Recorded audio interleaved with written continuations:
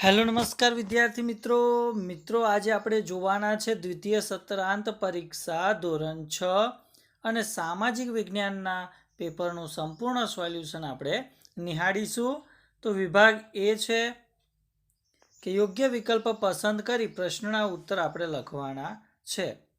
પહેલો પ્રશ્ન છે કે ગૌતમ બુદ્ધે સૌપ્રથમ ઉપદેશ ક્યાં આપ્યો? તો એનો જવાબ આવશે સારનાથ. બીજું છે કે નીચેનામાંથી કઈ વિગતનો પ્રાકૃતિક નકશામાં સમાવેશ કરવામાં આવે છે? તો એ આવશે ઉચ્ચ પ્રદેશ. ત્રીજું છે કે અશોકે પુત્રી સંઘમિત્રાને બૌદ્ધ ધર્મના પ્રચાર માટે ક્યાં મોકલી હતી? તો જવાબ આવશે સિલોન.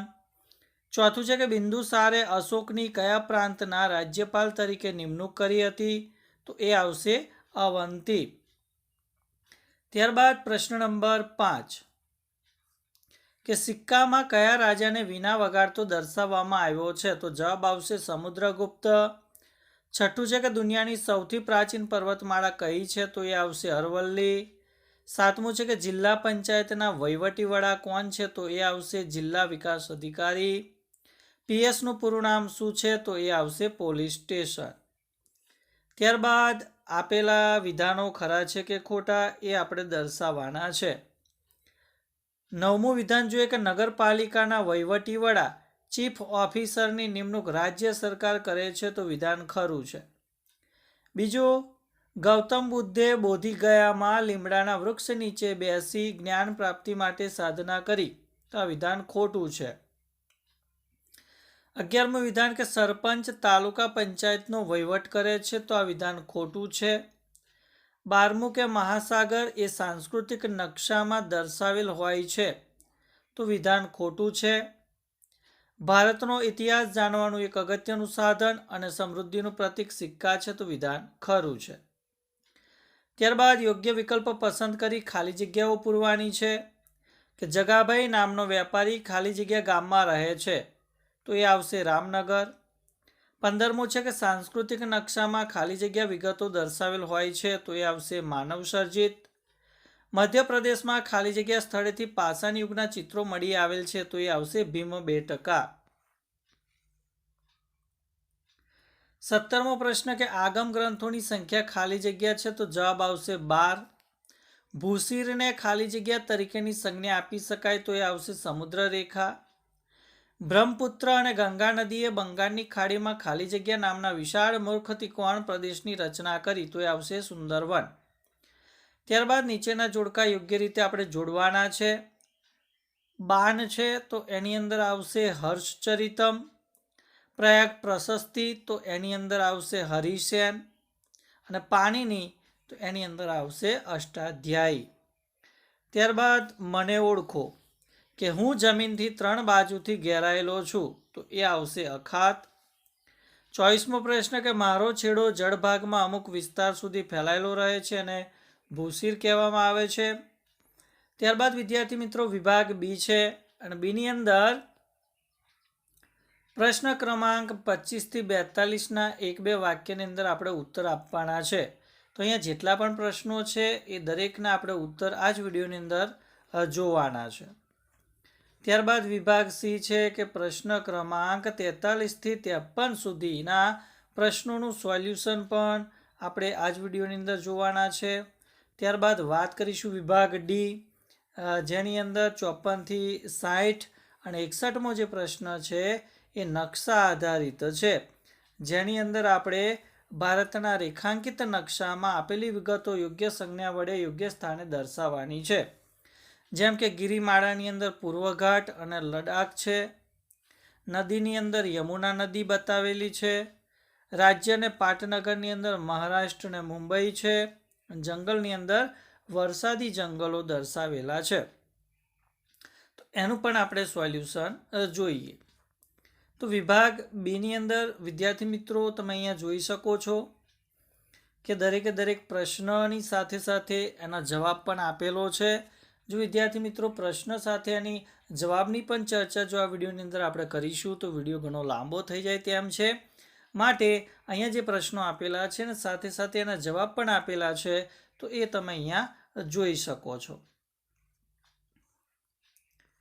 વિદ્યાર્થી મિત્રો આ વિડીયો તમને કેવો લાગ્યો છે એ પણ જણાવજો. સાથે સાથે આ વિડીયોની લિંકને તમારા અન્ય મિત્રો સુધી શેર પણ કરી દેજો. અને જો ચેનલ ઉપર પ્રથમ વખત આવેલા હો તો ચેનલને સબસ્ક્રાઈબ પણ કરી દેજો. તો વિદ્યાર્થી મિત્રો, અહીંયા તમે જોઈ શકો છો પર્વત કોને કહેવાય. ભારતીય સંસ્કૃતિમાં વિવિધતાનો સંગમ સાથી રચાયો છે. તો એ જ પ્રમાણેના અહીંયા તમે દરેકે દરેક પ્રશ્નો અને સાથે સાથે એનું જે સોલ્યુશન છે સોલ્યુશન પણ તમે અહીંયા જોઈ શકો છો. 39મો પ્રશ્ન જોઈ શકો છો કે ભાઈ ગુજરાતમાં યાયાવર પક્ષીઓ ક્યાં ક્યાં આવે છે, કઈ કઈ જગ્યા ઉપર આવે છે, તો એ પણ તમે અહીંયા જોઈ શકો છો. ત્યારબાદ રૂઢ સંજ્ઞા એટલે શું, રૂઢ સંજ્ઞા કોને કહેવામાં આવે છે એ પણ તમે અહીંયા જોઈ શકો છો.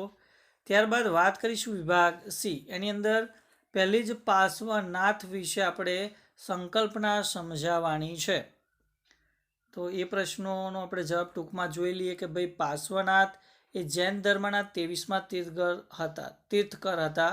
તેઓ કાશીના રાજા અશ્વસેનના પુત્ર હતા. તેમણે 30 વર્ષની વયે ગૃહત્યાગ કરી સંન્યાસી બની જૈન ધર્મનો પ્રચાર કર્યો. તેમણે સત્ય, અહિંસા, અસ્તેય અને અપરિગ્રહના 4 મહાવ્રતો પણ આપ્યા હતા. એ જ પ્રમાણે પાનખર ઋતુની સંકલ્પના અને એનો જવાબ. સમ્રાટ અશોકે ત્રીજી બૌદ્ધ પરિષદ બોલાવી, એનું કારણ પણ તમે અહીંયા જોઈ શકો છો. ત્યારબાદ આગળનો પ્રશ્ન છે કે ભાઈ હોકાયંત્ર વડે દિશા જાણી શકાય છે તો કેમ, તો એ પણ અહીંયા જવાબ આપેલો છે. મૌર્ય વંશનો અંત કેવી રીતે થયો, તો એ પણ જવાબ તમે અહીંયા જોઈ શકો છો.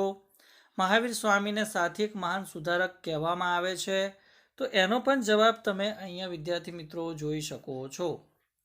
ત્યારબાદ ભારતમાં કેટલા ટાપુ સમૂહ આવેલા છે ને કયા કયા છે, તો એ પણ અહીંયા જવાબ તરીકે તમને આપેલા છે.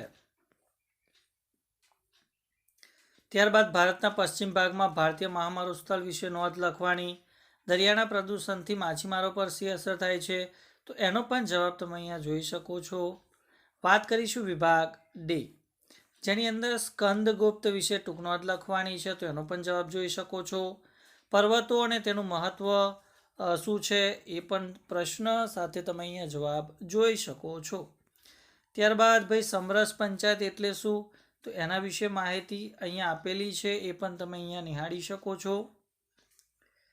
ત્યારબાદ 57મો જે પ્રશ્ન છે ભાઈ સમ્રાટ અશોકનું હૃદય પરિવર્તન કેવી રીતે થયો, તો એનો પણ જવાબ તમે અહીંયા જોઈ શકો છો. 58મો છે કે લોક અદાલત વિશે ટૂંકમાં માહિતી આપો, તો એના વિશે પણ તમે અહીંયા જે જવાબ જોઈ શકો છો. 59મો પ્રશ્ન કે ભારતના પ્રાકૃતિક વિભાગો અને તેની સમજૂતી તમારે આપવાની છે, તો એ પણ જવાબ અહીંયા તમે જોઈ શકો છો. ત્યારબાદ નગરપાલિકાના કાર્યો જણાવવાના છે કે ભાઈ નગરપાલિકા કયા કયા કામ કરે છે, એ પણ તમે અહીંયા જોઈ શકો છો. ત્યારબાદ વિદ્યાર્થી મિત્રો આપણે ચર્ચા કરી લેવાની છે નકશાની. તો એની અંદર પહેલું જ આપણને ગિરિમાળાઓ પૂછેલી. એની અંદર પૂર્વઘાટની ગિરિમાળાઓ, તો અહીંયા તમે પૂર્વઘાટની ગિરિમાળાઓ જોઈ શકો છો. અહીંયા તમે લદ્દાખની ગિરિમાળાઓ જોઈ શકો છો. ત્યારબાદ બીજા નંબર ઉપર આપણને યમુના નદી પૂછેલી, તો અહીંયા તમે યમુના નદી પણ જોઈ શકો છો. ત્યારબાદ અહીંયા મહારાષ્ટ્ર અને મુંબઈ પણ જોઈ શકો છો. સાથે સાથે અહીંયા વરસાદી જંગલો પણ જોઈ શકો છો.